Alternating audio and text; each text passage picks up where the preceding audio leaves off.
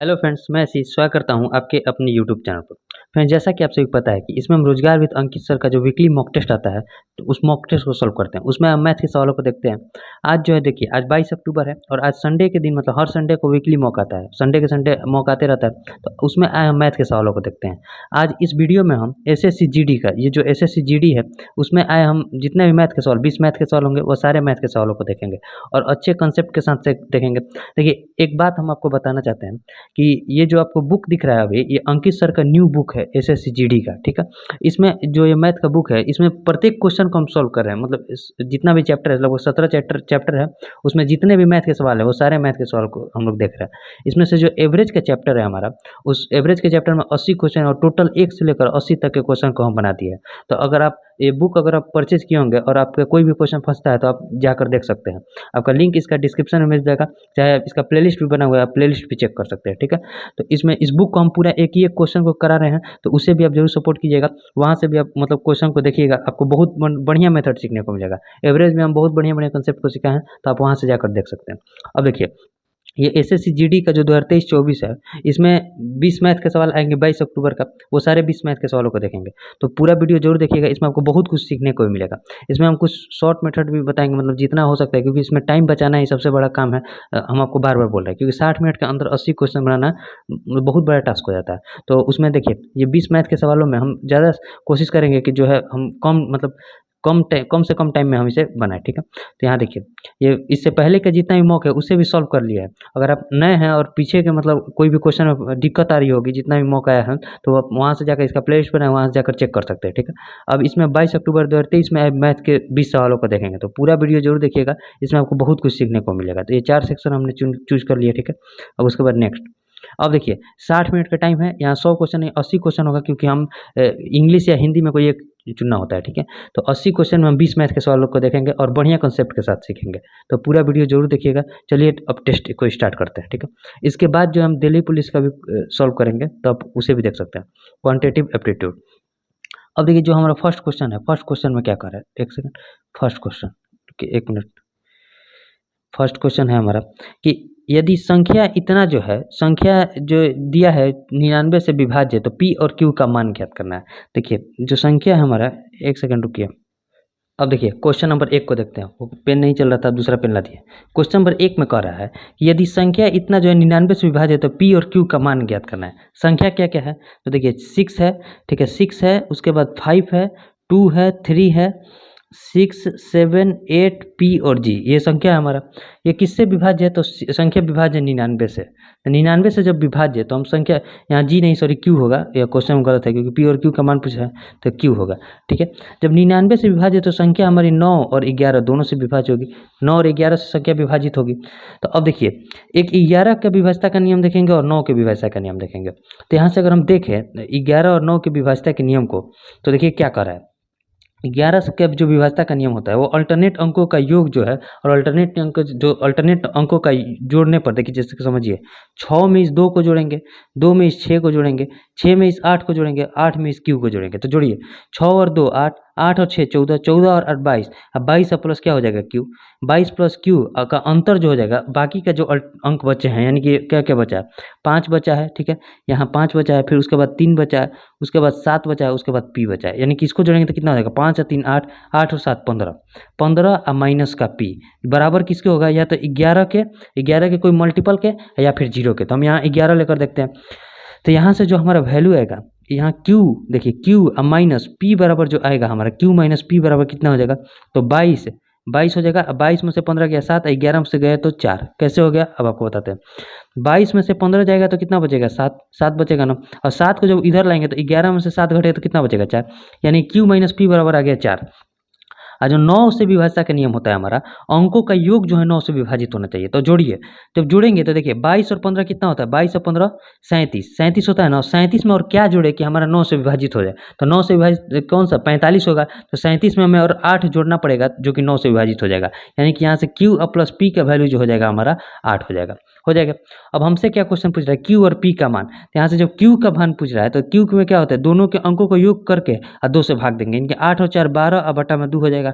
और उसी तरह पी बराबर हो जाएगा दोनों के योग का अंतर, यानी कि 8 में से 4 गया 4 और बटा में 2, यानी कि क्यू बराबर आ गया 6 और पी बराबर आ गया 2, यानी कि 2 और 6 जो हो जाएगा हमारा आंसर हो जाएगा। तो 2 और 6 कौन सा ऑप्शन में है, तो पी बराबर देखिए 2 और क्यू बराबर 6 ऑप्शन बी में है, तो ऑप्शन बी जो हो जाएगा हमारा आंसर हो जाएगा। समझ रहे हैं कि नहीं आप बात को, देखिए फिर से समझिए। 11 से जो विभाज्यता का नियम होता है हमारा, अल्टरनेट अंकों का अंतर जो होता है या तो 11 होता है या फिर 11 का कोई मल्टीपल 0 भी हो सकता है। तो हम यहाँ 11 लेकर चेक किए, क्योंकि हमें सबसे छोटा मान बताना है, ठीक है, सबसे छोटा मान नहीं, एक अंकीय मान, अगर 0 रखेंगे तो वहाँ से 2 अंकीय मान हो सकता है, ठीक है। तो जब 11 रखे तो देखिए 22, यहाँ से जब पी क्यू और पी का अंतर देखे तो यहाँ 4 आ गया, और उसी तरह जब अंकों का योग होता है 9 से विभाजित, यानी कि 45 हमें चाहिए, 22 और 15 37 होता है, 37 में 8 जुड़ेंगे तो 45 जो कि 9 से विभाजित हो जाएगा, यानी क्यू प्लस पी का मान आ जाएगा 8, ठीक है। तो अब हमसे क्यू बराबर, यहाँ से जब हम वैल्यू निकालेंगे तो क्यू बराबर 6 आ जाएगा और पी बराबर 2 आ जाएगा। उम्मीद करते हैं आप समझे होंगे, ठीक है।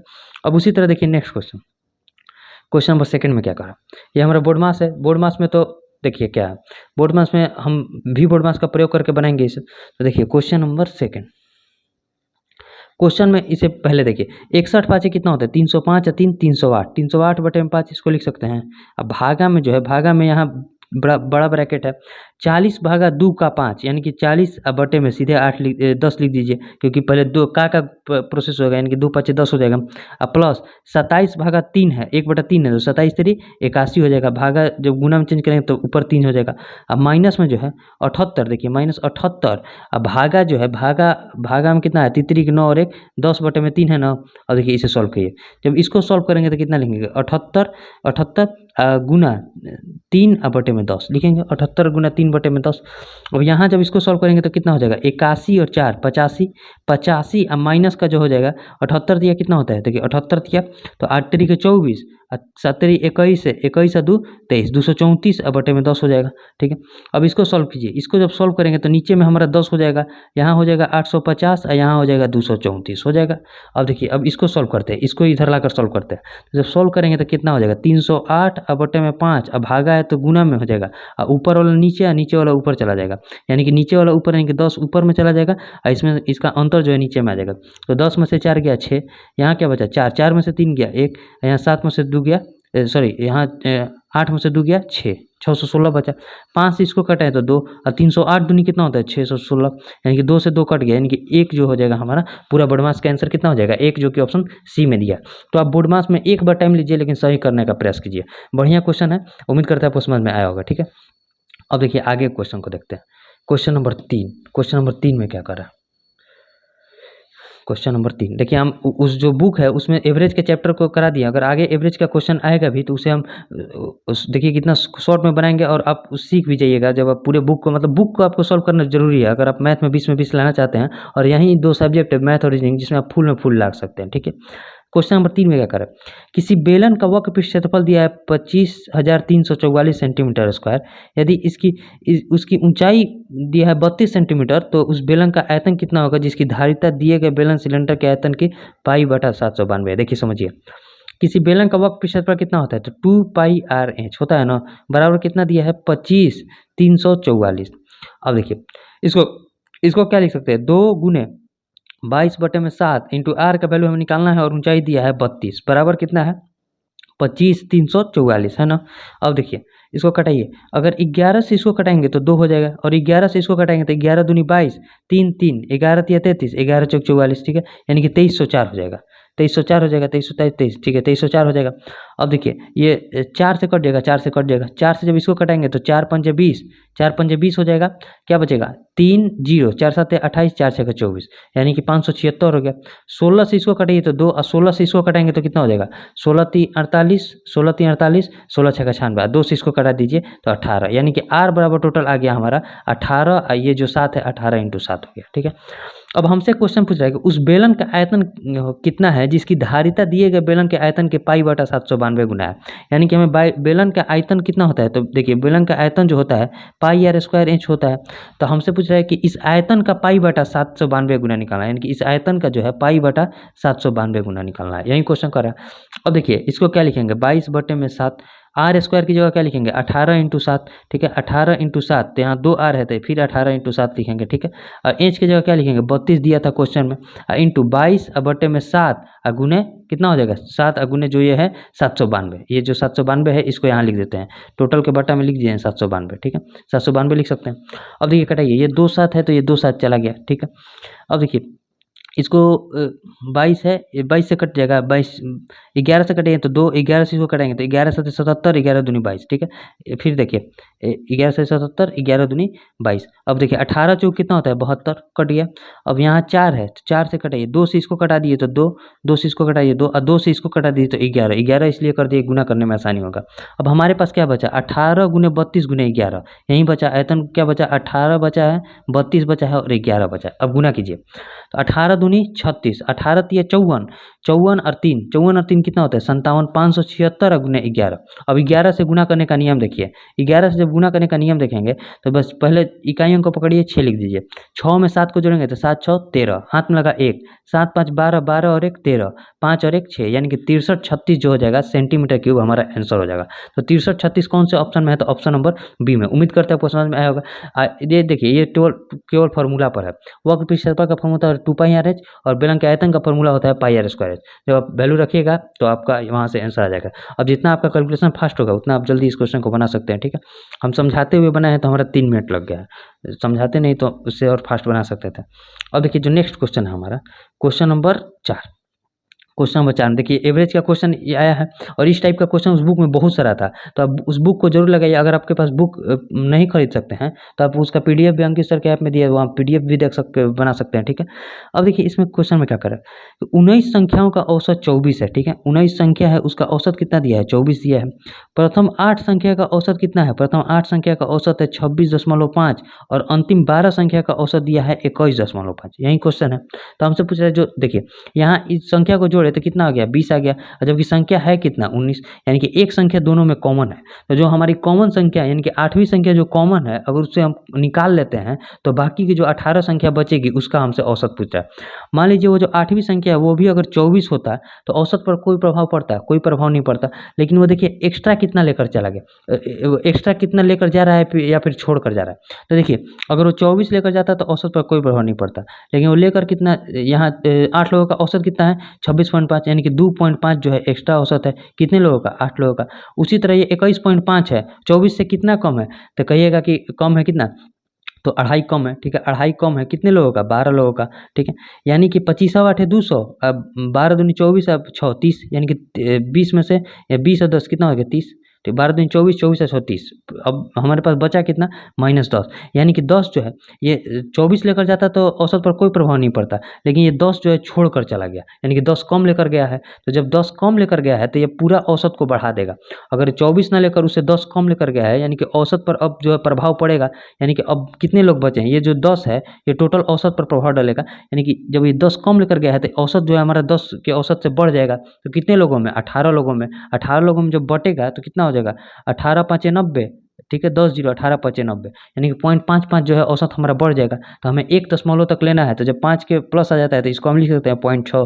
तो पहले औसत था हमारा 24, अब उसमें इसमें इसका वृद्धि हो गया, यानी कितना औसत हो गया 24.6 का वृद्धि हो गया, तो हमारा औसत क्या हो जाएगा 24.6, यानी कि ऑप्शन डी। आप समझे कि नहीं। देखिए अगर जो 8वीं संख्या हटा अगर वो 24 लेकर आया होता तो 24 अपना लेकर हटता तो औसत पर कोई प्रभाव नहीं पड़ता, लेकिन वो जब जा रहा है तो 10 कम लेकर जा रहा है। तो जब 10 कम लेकर जा रहा है तो औसत जो है 10 से बढ़ जाएगा, 10 से बढ़ जाएगा तो टोटल 10 जो है 18 संख्या में विभाजित हो जाएगी, क्योंकि 18 अब लोग बचेंगे, 19 में से 1 चला जाएगा तो 18 में जब विभाजित होगी तो 0.66 की वृद्धि सब में हो जाएगी। तो पहले औसत 24 था उसमें 0.6 की वृद्धि हो गई, 24.6 हो गया। उम्मीद करते हैं आपको समझ में आया होगा। हम एवरेज के चैप्टर को पूरा करा भी दिए हैं, तो आप वहाँ से भी जाकर देख सकते हैं। उसके बाद हम परसेंटेज को कराएंगे, ठीक है। अब देखिए जो नेक्स्ट क्वेश्चन है क्वेश्चन नंबर 5, क्वेश्चन नंबर 5 क्या कर रहा है, क्वेश्चन बहुत बढ़िया है, इसे नेक्स्ट पेज पर लेते हैं। यही हमारा क्वेश्चन नंबर 5 है। क्वेश्चन नंबर 5 कह रहा है कि ये देखिए एक सेकंड, ठीक है। अब देखिए क्वेश्चन कर रहा है इसमें तृतीय अनुपाती निकालना है। क्वेश्चन कौन सा है क्वेश्चन नंबर 5, देखिए क्वेश्चन नंबर 5 में जब तृतीय अनुपाती पूछा है तो क्या क्या दिया है, 4 है, 15 है और क्या है 24 है। तो इसका तृतीय अनुपाती यानी कि बीच में कोई एक अनुपात होगा, x होगा, यानी इसी x का वैल्यू निकालना है। देखिए इसको क्या लिख सकते हैं, 4/15 बराबर में जो हो जाएगा x/24 हो जाएगा। अब 3 से इसको कटाएंगे तो 5 और 3 से इसको कटाएंगे तो 8, यानी कि x बराबर कितना हो जाएगा, 8 चौके 32 और बट्टे में 5, यानी कि x का वैल्यू जो हो जाएगा हमारा 32/5 हो जाएगा, जो कि ऑप्शन डी में दिया है। तो कुछ क्वेश्चन बहुत ईजी भी आएंगे जिसमें आपका टाइम एकदम नहीं लगेगा, 1 मिनट से भी, मतलब 1 मिनट तो ज़्यादा हो गया। अब जब बनाएंगे तो 20 से 30 सेकंड में इस टाइप का क्वेश्चन बन जाएगा। तो ये आपको समझ में आ गया होगा। अब ये जो नेक्स्ट क्वेश्चन है हमारा क्वेश्चन नंबर 16, क्वेश्चन करेगा सुजाता अपनी मासिक आय का 18% घर के किराए पर, आय का 40% किराने के सामान पर और शेष का 55% अपने बच्चों की शिक्षा और अन्य पर खर्च करती है। यदि उसकी बचत 4725 रुपये है तो उसका खर्च शिक्षा और अन्य मद पर कितना है। देखिए मान लीजिए उसका आय कितना था, 100 रुपया था। 100 रुपये में अगर देखा जाए तो उसने 40 रुपये, देखिए 40 रुपये उसने खर्च किया, 18 रुपया खर्च किया कितना, मासिक आय का 18% घर के किराए पर, और उसमें से जो है 40 रुपये जो खर्च किया उसने किराने के सामान पर खर्च किया। तो अब बचा उसके पास कितना, 40 और 18 58 खर्च हो गया, तो 42 बचा उसके पास, ठीक है। और 42 में भी अब शेष का जो है, शेष का 55% जो है शिक्षा पर, इसी शिक्षा का हमसे वैल्यू पूछ रहा है, शिक्षा पर कितना खर्च किया है, 42 का 55%, 55% यानी कि 55/100। तब उसके पास बचा कितना, 42 का 45% बचा, ठीक है, 45% बचा। और यहीं जो शेष राशि बच रहा है उसका वैल्यू दे दिया है 4725, यानी कि क्वेश्चन में जो दिया है, देखिए क्वेश्चन में जो दिया है हमसे कि 42 का, देखिए 42 का जो है 45/100 का मान दे दिया है कितना, 4725। तो हमसे पूछा शिक्षा और अन्य मदों पर खर्च कितना किया है, यानी कि 42 का 55% का हमसे वैल्यू पूछा है। तो देखिए तो इसको क्या लिखेंगे, 4725 बटे में 42 गुना 45 बटे में 100, ठीक है। गुना में जो हो जाएगा 42 गुना का 55, देखिए 42 गुना का 55 बटे में 100, ठीक है। यहाँ 55 है, देखिए 55 है बटे में 100। अब देखिए कटाइए, ये 100 से 100 कट गया, 42 से ये 42 कट गया, अब नीचे में बचा 45, ऊपर में बचा है 55। 5 से इसको कटाएंगे तो 9, अब 5 से इसको कटाएंगे तो 11, 9 से इसको कटाइए, 9 से जब इसको कटाएंगे 4725 को, तो 9 5 45, ठीक है, 2 2 9 दूनी 18, 9 5 45, 525 गुने 11 हो जाएगा। अब इसको गुना कीजिए, 11 से गुना करने का नियम, इकाई अंक को लिख लेंगे, आगे वाले अंक से जोड़ेंगे 5 2 7, फिर आगे वाले अंक को जोड़ेंगे तो 5 2 7 और 5, यानी कि 5775 जो हो जाएगा हमारा शिक्षा और अन्य मदों पर खर्च होगा। 5775 कौन सा ऑप्शन में है, तो ऑप्शन नंबर डी में। देखिए यहाँ आपको दिख नहीं रहा होगा, यहाँ कुछ नहीं, 42 × 45/100 का वैल्यू दिया था 4725, तो हमसे 42 × 55/100 का वैल्यू पूछ रहा था, जो कि हमारा आ गया 5775। बढ़िया क्वेश्चन है, एकदम समझने लायक क्वेश्चन है। आप यहाँ शेष का बोल रहा था तो आप वहाँ गड़बड़ मत कीजिएगा, यहाँ आप अच्छे से क्वेश्चन को देखिए, क्वेश्चन को जितना आप ध्यान से पढ़िएगा उतना जल्दी आपका आंसर आ जाएगा। तो क्वेश्चन का आधा अधूरा पढ़िएगा और बिना समझते हुए पढ़िएगा तो आपसे बन ही नहीं पाएगा, ठीक है।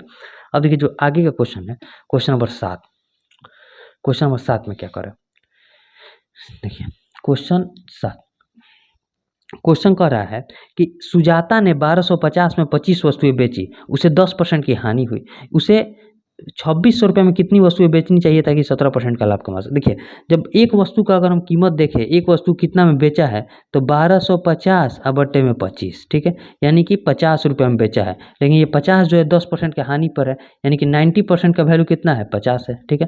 तो हम यहाँ से अगर 100% निकालना चाहे तो कितना हो जाएगा, 50 बट्टे में 90 गुना का 100, यानी कि 500 बटे में 9 हो गया, 500 बटे में 9 आ गया, ये हमारा क्रैमूल आ गया।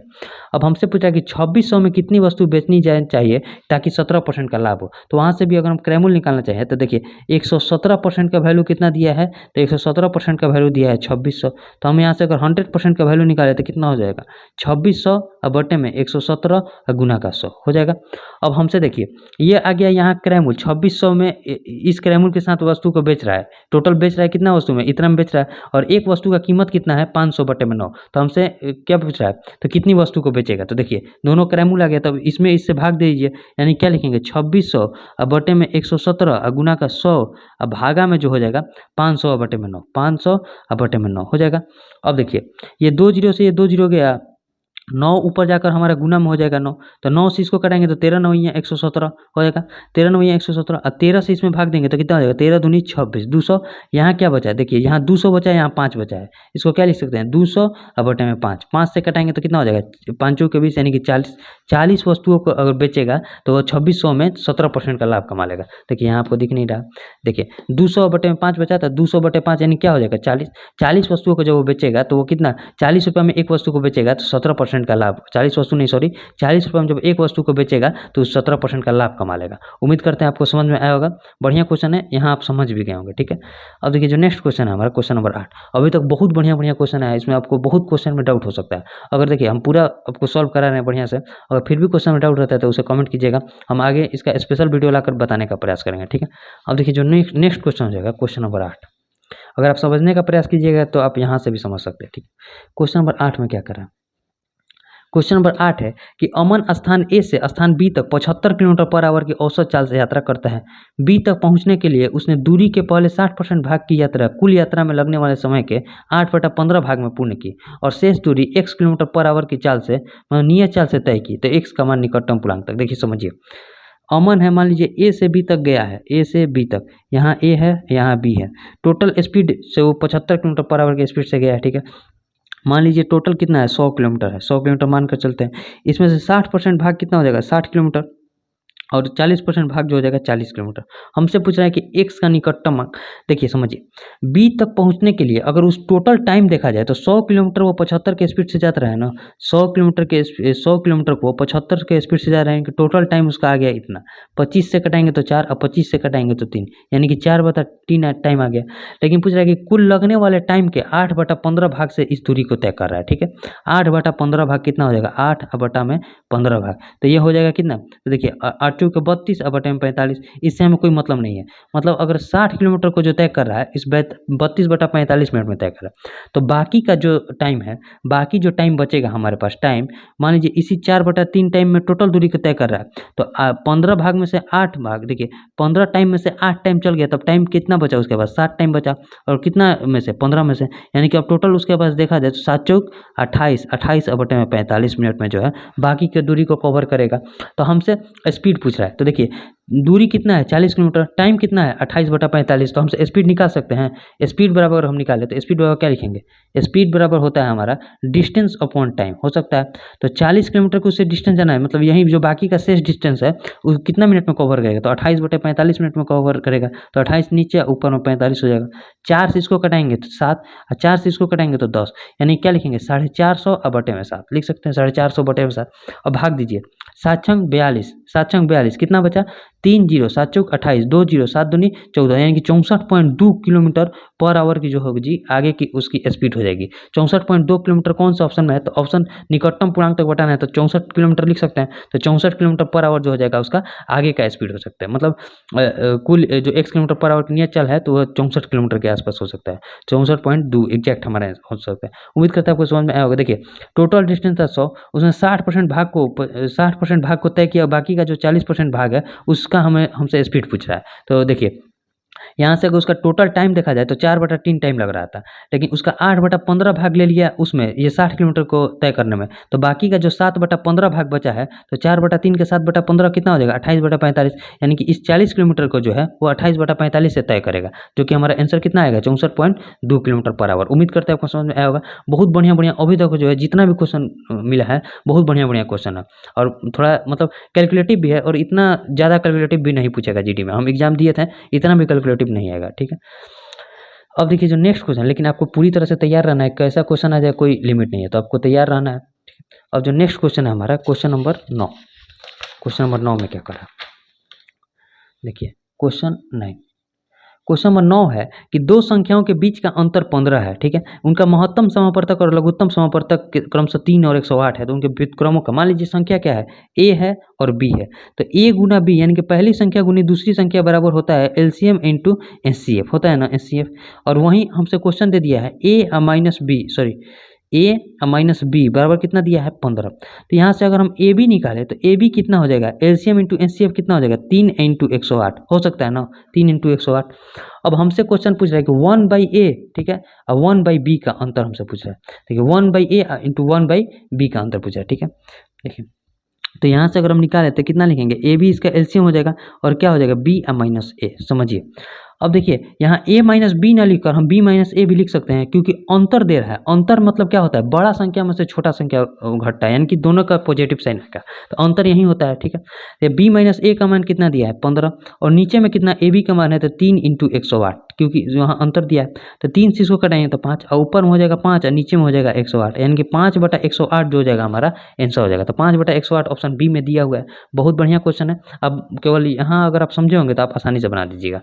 यहाँ देखिए अंतर जब देता है तो अंतर हमेशा पॉजिटिव साइन में होता है, क्योंकि अंतर मतलब होता है बड़ा में से छोटा को घटाना, ठीक है। तो अब उम्मीद करते हैं आपको समझ में आया होगा। अब ये जो नेक्स्ट क्वेश्चन है हमारा क्वेश्चन नंबर 10, क्वेश्चन नंबर 10 में क्या कर रहा है, क्वेश्चन है कि एक संख्या में 30% की कमी हुई, फिर 30% की वृद्धि हुई, और फिर उसके बाद 10% की कमी हुई। संख्या में कितने परसेंट की शुद्ध वृद्धि या कमी हुई। पहले 30% का कमी हुआ है, तो देखिए पहले समझिए 30% को हम क्या लिख सकते हैं, 3/10 लिख सकते हैं ना। उसी तरह 10% को हम क्या लिख सकते हैं, तो 1/10। पहले क्या हुई है, 30% की कमी हुई है, यानी कि संख्या थी 10, उसमें 3 की कमी हो गई यानी कि 7।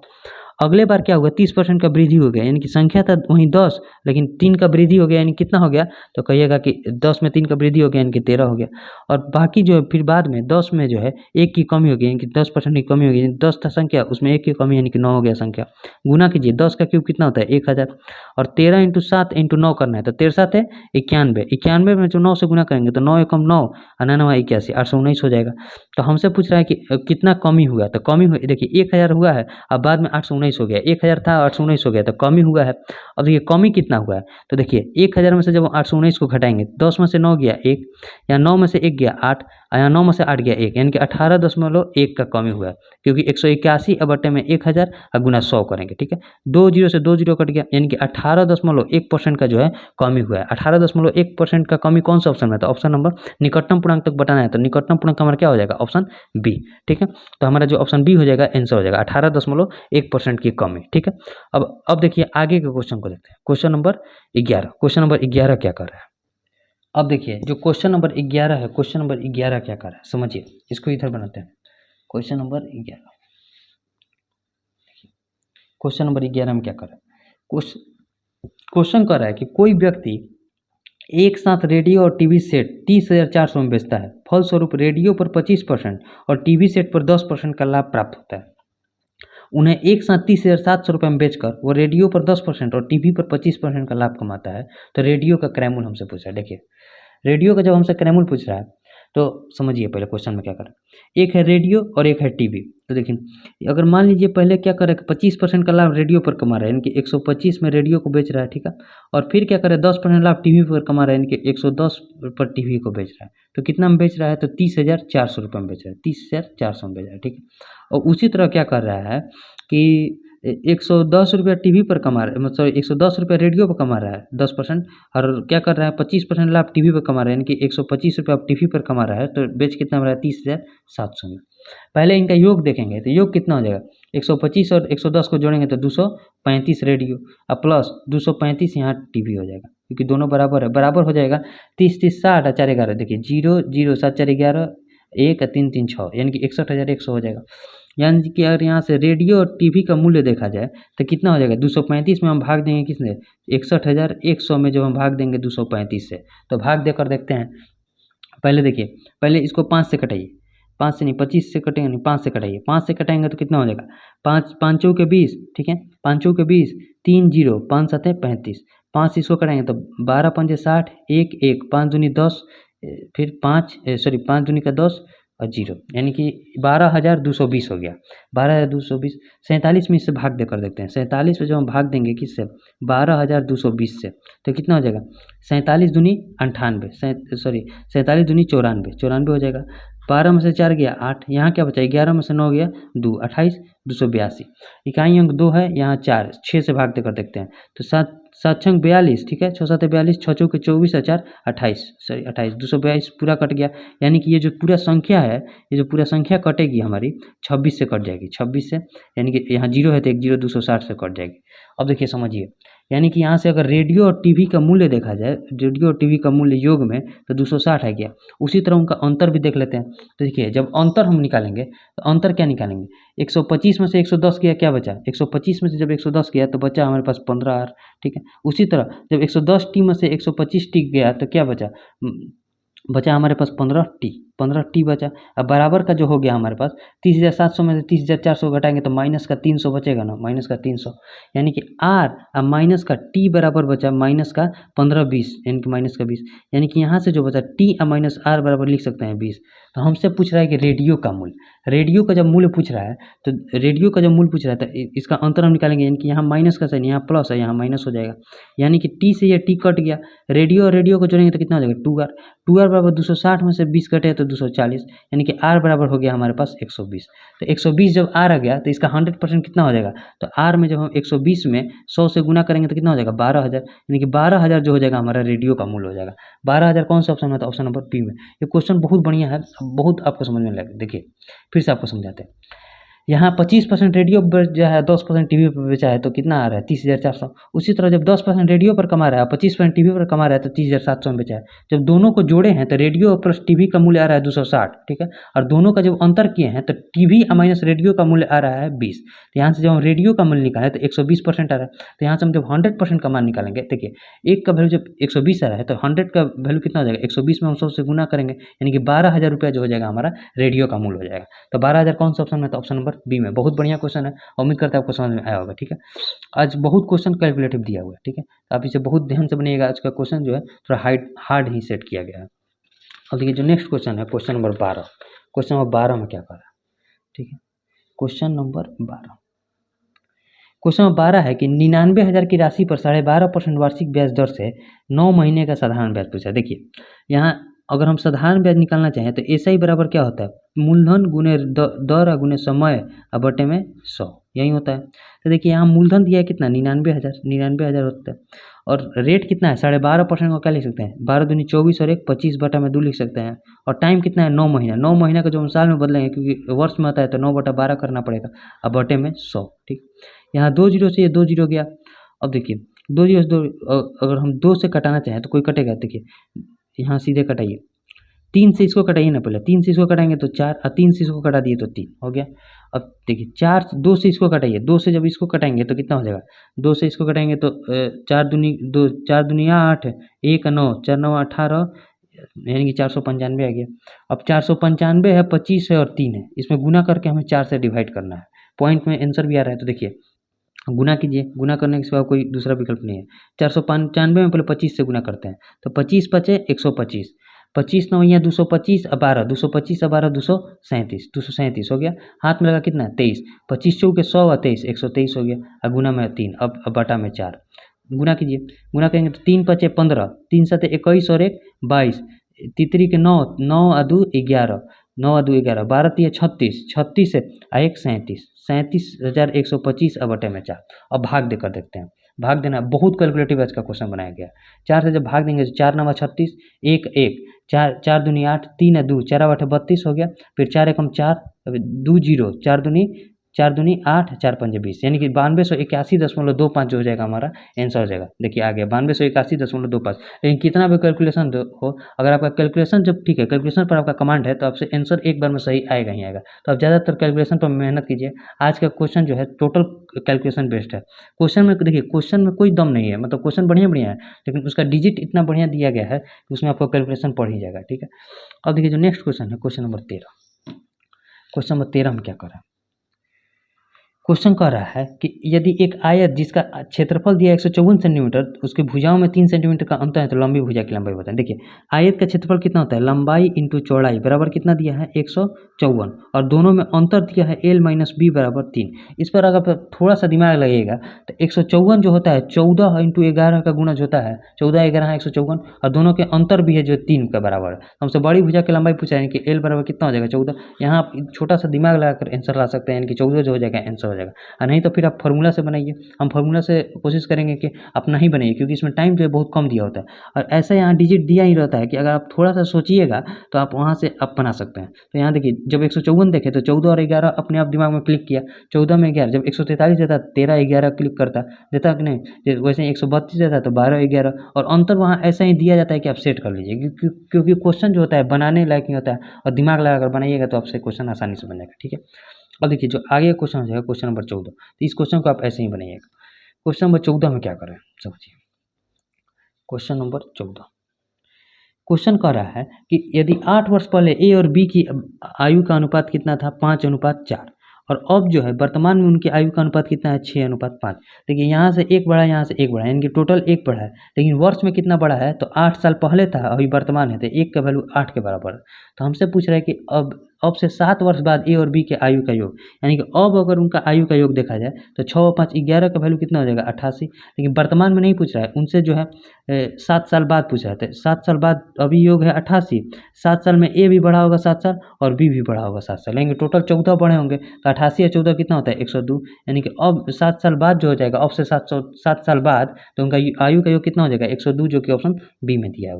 यानी कि 7 केवल बढ़ाकर 88 या 7 95 अगर ऑप्शन रहता तो आप मार देते, वो गलत हो जाता, क्योंकि 7 साल जब ए बढ़ेगा तो 7 साल बी भी बढ़ेगा, तो टोटल जो है 14 साल बढ़ेगा। ठीक है, अब देखिए नेक्स्ट क्वेश्चन जो हो जाएगा क्वेश्चन नंबर 15। क्वेश्चन नंबर 15 को देखते हैं। ये हमारा क्वेश्चन है। क्वेश्चन में क्या कर रहा है, एक मिनट।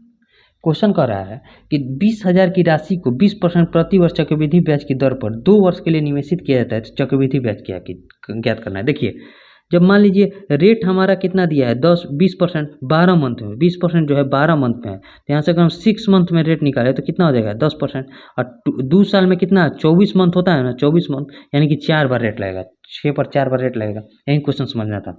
अब देखिए क्वेश्चन में कोई दम नहीं है, 20,000 रुपया है, ठीक है, 20,000 मूलधन है, इस पर 10% के हिसाब से 4 बार रेट लगेगा, 4 बार रेट लगेगा ना, 4 बार, यहाँ भी 10% लगेगा, यहाँ भी 10% लगेगा, यहाँ भी 10% लगेगा, और यहाँ भी 10% लगेगा। तो 20,000 का 10% कितना होता है 2,000, यहाँ भी क्या हो जाएगा 2,000, यहाँ भी हो जाएगा 2,000, और यहाँ भी हो जाएगा 2,000। ठीक है, अब इस पर जो 10% का रेट लगेगा, क्योंकि चक्रवृद्धि ब्याज में क्या होता है ब्याज पर ही ब्याज लगता है, तो इस पर 2,000 का रेट, 2,000 पर जो 10% का रेट लगेगा सब पर लगेगा, तो 2,000 का 10% कितना होता है 200, यहाँ भी हो जाएगा 200 इसी का, और यहाँ भी 200 हो जाएगा उसी का, फिर इस पर 10% इसके आगे वाले पर लगेगा, यानी कि यहाँ हो जाएगा 200 और यहाँ भी हो जाएगा 200, पर फिर देखिए इस पर 2,000 पर 10% का रेट लगेगा, तो आगे वाले पर लिखा जाएगा 200। अब हमारा ये जो 200 है ब्याज, इस ब्याज पर भी ब्याज लगेगा, यानी कि इस पर भी 10% का जो रेट हो जाएगा कितना हो जाएगा 20, और यहाँ भी हो जाएगा 20। अब देखिए ये जो 200 बचा है इस पर भी 20 लिखेंगे, और ये जो 200 बचा है इस पर भी 20 लिखेंगे, और ये जो 20 बचा है इस पर भी 10% का रेट यानी कि 2 लिखेंगे। अब सबको जब हम जोड़ देंगे तो हमारा क्या आ जाएगा, सबको जब हम जोड़ देंगे तो हमारा आ जाएगा CI। तो जोड़िए, जोड़ेंगे तो 1 2 3 4, 4 तो 2,000 है तो कितना हो जाएगा 8,000, 4 तो 2,000 है तो कितना हो जाएगा 8,000। ठीक है, उसके बाद कितना 200 है तो 1 2 3 4 5 6, 6 है यानी कि 1200। ठीक है, 1200 हो जाएगा। 20 कितना है तो 1 2 3 4 यानी कि 80, और 2 कितना है तो 2। अब सबको जोड़िए, जोड़ेंगे तो कितना हो जाएगा, जोड़ेंगे तो देखिए यहाँ हो जाएगा 2, यहाँ क्या कितना हो जाएगा 8, यहाँ कितना हो जाएगा 2, और 8 1 9, यानी कि 9282 जो हो जाएगा हमारा आंसर हो जाएगा। तो 9282 कितना आ गया CI जो हमारा आ गया 9282, जो कि ऑप्शन किस में दिया है तो 9282 ऑप्शन C में दिया है। अब इस क्वेश्चन को समझे कि नहीं, इसे ट्री मेथड कहते हैं, इसी से बनाइएगा तो आपका आसानी से आंसर आ जाएगा। कितना आसानी से आ गया, क्योंकि केवल 10% निकालना था, और ऐसा सेट ही किया गया था कि आपको पॉइंट में आता ही नहीं। तो CI हमारा क्या आ गया 9282। उम्मीद करते हैं आप सभी से ये क्वेश्चन बन गया होगा। अब देखिए जो नेक्स्ट क्वेश्चन है हमारा क्वेश्चन नंबर 16, क्वेश्चन नंबर 16 को देखते हैं। क्वेश्चन नंबर 16, ठीक है, अब इसमें समतुल्य हमसे तीनों का क्रमागत छूट पूछ रहा है। क्वेश्चन क्या है, 8 है, 15 है और 12 है, इस पर क्रमागत छूट। तो पहले 2 को हम पकड़ते हैं, तो 2 को जब पकड़ेंगे तो इसका जो फॉर्मूला होता है, फॉर्मूला लिख देते हैं। तो x + y minus XY upon 100 इसी पर बनाना है, ठीक है। तो x और y 15 और 8 को जोड़ेंगे कितना हो जाएगा 23, माइनस 15 × 8 बटे में 100 लिखेंगे ना, सॉल्व कीजिए। तो 23 माइनस में हो जाएगा 15 8 20 से, यानी कि 1.2 हो जाएगा। घटाइए, जब 23 में से 1.2 को घटाएंगे तो कितना हो जाएगा, 10 में से 2 गया 8, 22 में से 1 गया, देखिए 22 में से 1 गया 21, यानी कि 21.8 आ गया, ठीक है, 21.8 आ जाएगा। अब हमसे पूछ रहा है कि अब ये एक लेना है और आगे का जो 12% बचा है उसको लेना है। तो दोनों को जोड़िए। तो जब पहले दोनों को जोड़ेंगे तो 21 12 कितना होता है, 21 12 33.8 हो जाएगा ना। 21 और 12 को जब जोड़ेंगे तो 33.8, अब माइनस का जो हो जाएगा 21.8 गुना के 12 बटा का 100, ठीक है, XY अपॉन 100। तो 33.8, ठीक है, अब माइनस में 12 8 96, 12 एकम 12 और 9 21, 12 दूनी 24, 24 और 2 26, 26 हो जाएगा। और 2 पॉइंट यहाँ देखिए 100 है तो 2 पॉइंट इसका बैठाएगा, 1 पॉइंट ये है, यानी कि 3 पॉइंट के बाद बढ़ जाएगा। यानी कि टोटल यहाँ से देखा जाए तो 33.800 में से हमें क्या घटाना है, तो 2.616 को घटाना है। तो घटाइए, 10 में से 6 गया 4, 9 में से 1 गया 8, यहाँ क्या बचा 7 में से 6 गया 1, दशमलव यहाँ बचा, यहाँ क्या बचा 33 में से 2 गया 31, यानी कि 31.184% जो हो जाएगा टोटल समतुल्य छूट हो जाएगा। 31.184 कौन सा ऑप्शन में था, ऑप्शन नंबर डी में। आप इसे समझें कि नहीं, अगर आप इस फॉर्मूले को अगर समझे होंगे तो उस पर आप कोशिश कीजिएगा तो आपसे जो आसानी से बन जाएगा। यहाँ हम आपको बता भी दिए, क्वेश्चन में कोई दम नहीं है, केवल आज का क्वेश्चन जो है टोटल कैलकुलेटिव बनाया गया। अभी तक 16 क्वेश्चन में कोई ऐसा क्वेश्चन नहीं दिखा कि थोड़ा मतलब 1-2 क्वेश्चन था, उसके बाद सारा क्वेश्चन जो है कैलकुलेटिव था, इसमें टाइम थोड़ा ज़्यादा लगेगा, ठीक है। अब देखिए जो नेक्स्ट क्वेश्चन है हमारा, क्वेश्चन नंबर 17। क्वेश्चन नंबर 17 को देखते हैं। क्वेश्चन नंबर 17 में क्या करा कि 120 मीटर और 180 मीटर दो लंबी रेलगाड़ी है, 34 किलोमीटर पर आवर और 32 किलोमीटर पर आवर की एक समान चाल से एक दूसरे की ओर आ रही है। तो दोनों रेलगाड़ी एक दूसरे को पार करने में लिया गया समय। देखिए दोनों रेलगाड़ी जब टाइम हमसे पूछ रहा है तो दोनों रेलगाड़ी की लंबाई जुटेगा, यानी कि 120 और प्लस 180 हो जाएगा, और एक दूसरे की ओर आ रही है यानी कि चाल भी जुट जाएगा, यानी कि 34 और प्लस 30 जुट जाएगा। और ये किलोमीटर पर आवर है तो इसे मीटर पर सेकंड में चेंज करने के लिए 5/18 से गुना करना पड़ेगा।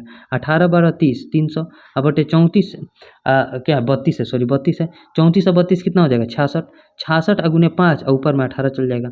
6 से इसको कटाएंगे तो 11, 6 से इसको कटाएंगे तो 3, 5 से इसको कटाएंगे तो कितना हो जाएगा, 5 से इसको कटाएंगे तो 60, तो 60 में 3 से गुना कीजिए, 60 तरीके 180 और बटे में 11 सेकंड जो हो जाएगा हमारा टाइम लग जाएगा। टाइम कैसे निकालना है, तो दोनों रेलगाड़ी की पहले तो लंबाई जुटेगी तो टोटल डिस्टेंस आ गया, और टोटल डिस्टेंस आ गया, स्पीड क्या होता है एक दूसरे की ओर चल रही है, यानी कि जो एक दूसरे का चाल भी जुटेगा। तो 34 में 32 को जोड़ेंगे तो कितना हो जाएगा 66 किलोमीटर पर आवर को मीटर पर सेकंड में चेंज करने के लिए 5/18 से गुना करेंगे तो हमारा जो टाइम निकल कर आ जाएगा 180/11 जो कि ऑप्शन डी में दिया हुआ है। तो 180/11 जो हो जाएगा हमारा आंसर हो जाएगा। ये क्वेश्चन बहुत ईजी है।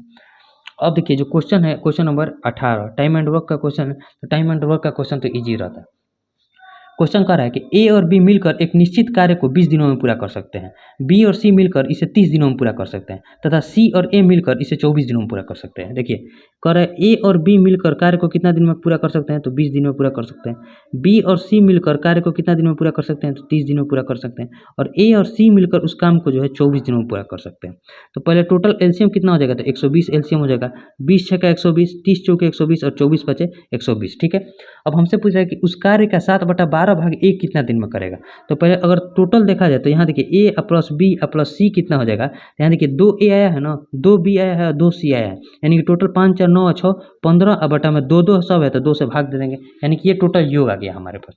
अब यहाँ से अगर हम ए का एफिशिएंसी निकालना चाहें, ए का एफिशिएंसी कितना हो जाएगा, तो जब ए का एफिशिएंसी हो जाएगा बी प्लस सी के योग का जो होता है 4 एफिशिएंसी है ना, इससे हम घटा देंगे, यानी कि 15/2 टोटल हो गया, उसमें से बी प्लस सी यानी कि 4 को घटाएंगे तो कितना हो जाएगा, 15 में से 8 गया, 7/2 आ गया।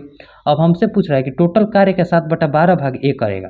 तो टोटल कार्य कितना है 120 कार्य है, 120 का 7/2 सॉरी कितना 7/12 कार्य जो है ए करना है। ए का एफिशिएंसी कितना है 7/2, तो 2 ऊपर में गुना हो जाएगा, 7/2 है तो यानी कि 7 से 7 कट गया, 12 से कटेंगे तो 12 दूनी 120, यानी कि 10 दूनी 20 दिन में जो है ए जो है टोटल कार्य का 7/12 भाग को कर लेगा 20 दिन में। उम्मीद करता हूँ आपको समझ में आया होगा। बढ़िया क्वेश्चन है, समझने लायक है, और ये क्वेश्चन आपसे बन भी गया होगा, ठीक। आज का क्वेश्चन बहुत बढ़िया क्वेश्चन था। अब ये देखिए, ये क्वेश्चन बहुत ईजी क्वेश्चन है, इसमें 10 सेकंड भी बहुत ज़्यादा हो गया, लेकिन हम आपको बताते हैं क्वेश्चन नंबर 19 में क्या कर रहा है। क्वेश्चन कर रहा है कि 40 मैकेनिक एक बाइक को 56 दिन में मरम्मत कर सकते हैं। देखिए एमडीएच पर बनेगा, मैन और दिन का एक साथ गुना होता है, यानी कि 40 मैकेनिक कार्य को कितना दिन में कर रहा है, 56 दिन में कर रहा है।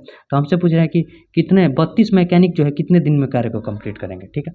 अब देखिए, तो 4 से अगर 8 से इसको कटाएं तो 8 से इसको 5 मंथ में, 8 से इसको कटाएं तो 4 मंथ, 4 से इसको कटाएं तो 14, यानी कि x बराबर कितना हो जाएगा, 14 पचे 70, 70 दिन में जो है 32 मैकेनिक उस काम को कर देंगे। 70 दिन कौन सा ऑप्शन में, तो ऑप्शन नंबर डी में, ठीक है। ये क्वेश्चन बहुत बढ़िया, मतलब बहुत ईजी है।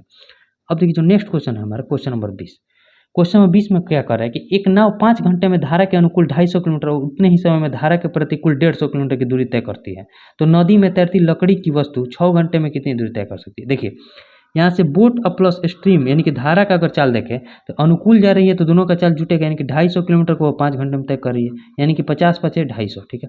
उसी तरह जब एक दूसरे की ओर प्रतिकूल जा रही है, कि धारा के विपरीत जाएगी, तो नाव में से धारा की चाल घटेगा और उसमें क्या कर रही है, 150 किलोमीटर को जो है 5 घंटे में तय करी, उतना ही समय में, यानी कि 30 आ गया।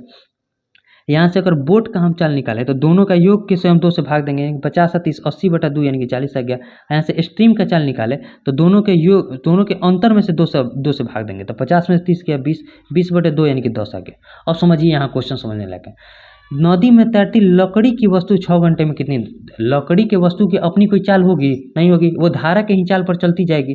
यानी कि हमसे क्वेश्चन कर रहा है कि 10 घंटे में जो है धारा की चाल पर जो लकड़ी रखा गया है, धारा की चाल से, धारा का स्पीड कितना है, 10 किलोमीटर पर आवर है, और इसी स्पीड से लकड़ी जाएगी, क्योंकि लकड़ी की अपनी कोई चाल नहीं होगी। तो 10 के स्पीड से 6 घंटे में कितना दूरी तय करेगी, तो 60 किलोमीटर। 60 किलोमीटर कौन सा ऑप्शन है, तो ऑप्शन नंबर सी में। इसमें भी कुछ दिमाग लगाना था, इस क्वेश्चन में मतलब कोई जान नहीं था, लेकिन ये क्वेश्चन में यहाँ जो दिमाग लगेगा कि धारा की दिशा में जब चलिए तो अपनी लकड़ी की तो कोई चाल नहीं होगी, यानी कि जो धारा की चाल होगी उसी चाल से वो लकड़ी बढ़ती जाएगी, तो धारा की चाल से जो है 6 घंटे में कितना दूरी तय करेगी, 60 किलोमीटर, जो कि ऑप्शन सी में दिया हुआ। तो हमारा टोटल 20 क्वेश्चन बन गया। अब इस 20 क्वेश्चन को हम सबमिट कर देते हैं। सबमिट, आज टाइम बहुत ज़्यादा लग गया है क्योंकि क्वेश्चन ही इतना कैलकुलेटिव दिया था कि समझाने में बहुत टाइम चला गया। व्यू रिजल्ट देखिए, हम आपको 20 क्वेश्चन बना दिए हैं और 20 के 20 करेक्ट है, और उम्मीद करते हैं आपको 20 क्वेश्चन समझ में भी आया होगा। अभी तक 14,695 लोग इस टेस्ट को दे दिए हैं, तो उम्मीद है आप भी इस टेस्ट को दे दीजिए। और आपको कोई भी क्वेश्चन में दिक्कत आता है तो आप उसे भी कमेंट कीजिएगा। हम आप जो नया बुक है अंकित सर का, इस बुक को भी सॉल्व कर रहे हैं, जिसका प्लेलिस्ट आपको दिख रहा है। आप देखिए, आप उस बुक को भी जरूर लगाइए। आपका जो है जितना आपका टाइम घटेगा उसी से आपका जो है, इतना कैलकुलेटिव तो क्वेश्चन नहीं आएगा। आज का क्वेश्चन काफ़ी कैलकुलेटिव था, तो इतना कैलकुलेटिव भी नहीं पूछा जाएगा, तो इसे घबराना नहीं है। लेकिन हमें थोड़ा क्वेश्चन हार्ड का भी प्रैक्टिस करके जाना है, क्योंकि एग्जाम में कैसा क्वेश्चन पूछेगा कोई लिमिट नहीं है। तो उस बुक को भी हम सॉल्व कर रहे हैं, आप उसे भी जरूर देखिएगा। अब मिलेंगे नेक्स्ट वीडियो में दिल्ली पुलिस के साथ, तब तक के लिए जय हिंद।